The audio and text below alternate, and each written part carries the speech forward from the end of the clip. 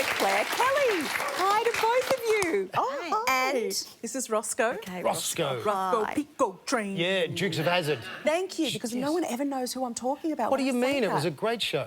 I'd like to say thank you so much, Claire, for being here. Oh, thank you for having me. Menopause seems to have become a big part of the cultural conversation lately, thankfully. There's even talk about a menopause revolution. Do you agree?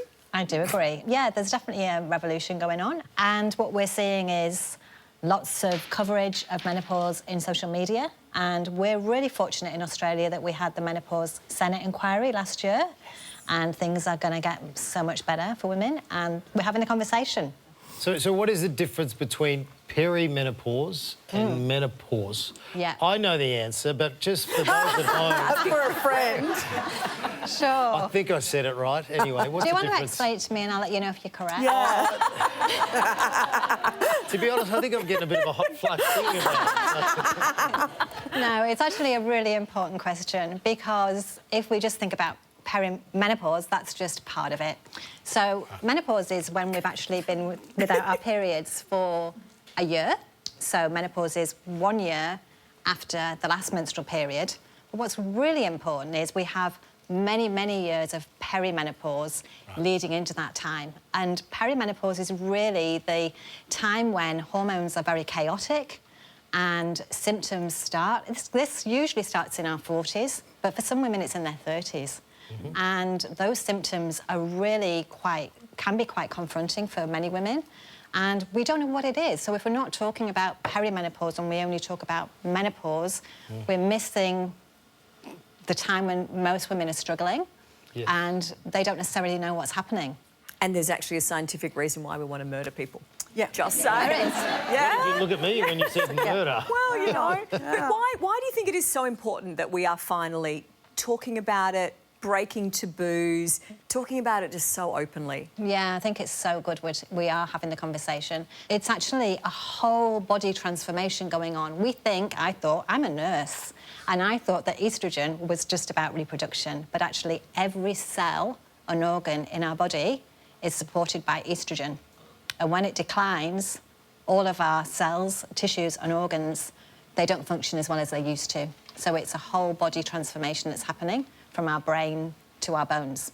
So we have to talk about it because we're living longer.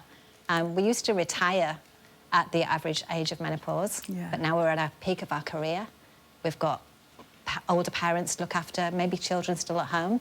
So it's, you know, it's a big deal. Men need to understand and get their head around it and get their head in the game, don't they? It's everybody's business, isn't it? And if you think about, you know, our relationships as well, especially with the men in our life, it's affecting our brain. Our mood changes can occur. A lot of women experience changes in their mood. Some women experience anxiety for the first time.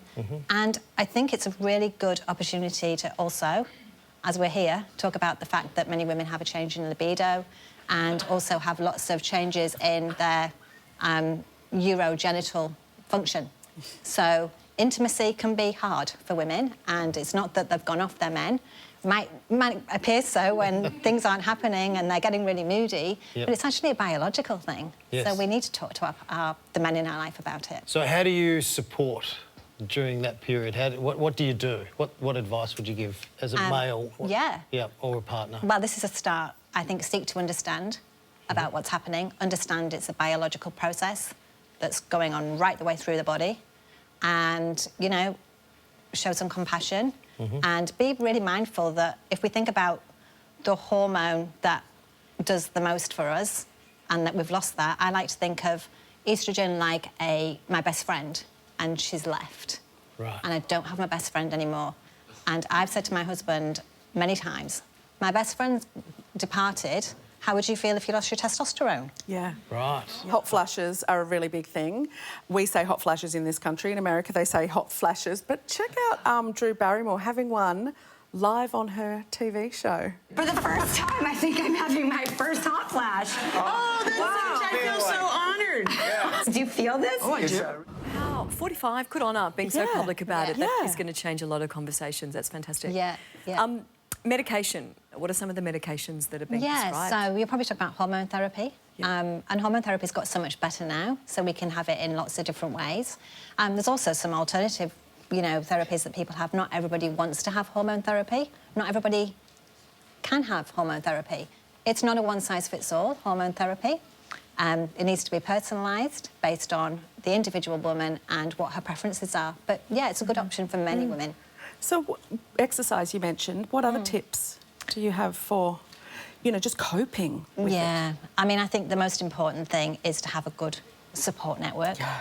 Figure out who that is. Talk to people. Talk to your friends about it. Let them know. Yeah. Estrogen affects our bones, so we need to do something for our bones. There's some strength training, maybe some cardiac training for our heart, because estrogen also impacts our heart health. And most importantly, emotional well-being.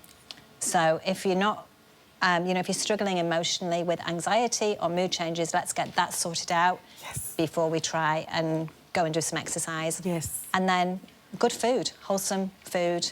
Our gut microbiome also changes during menopause. Yes, there's just so many symptoms with menopause too. So there really it just affects so many things. Yeah, there's Brain so many fog, symptoms. memory loss. Anyway, what would you like to see happen in the future? Learning about menopause, when we learn about periods and pregnancy, let's also learn in school about menopause. What starts must end. Yeah, that's exactly right. Yeah. And I think I'd really like to see everybody engaged in that conversation so that we continue to normalise this conversation in the workplace, in the community. Let's just normalise it so we don't need to have these conversations. Yeah, fantastic. Well, look at you. You can be the champion for all the blokes out there. Oh, you asked really good questions. It was very interesting, yes, because, wonderful. I don't know, you feel a bit scared. Okay. Thank you, Claire Kelly, for joining us. That was wonderful. Really, really appreciate all your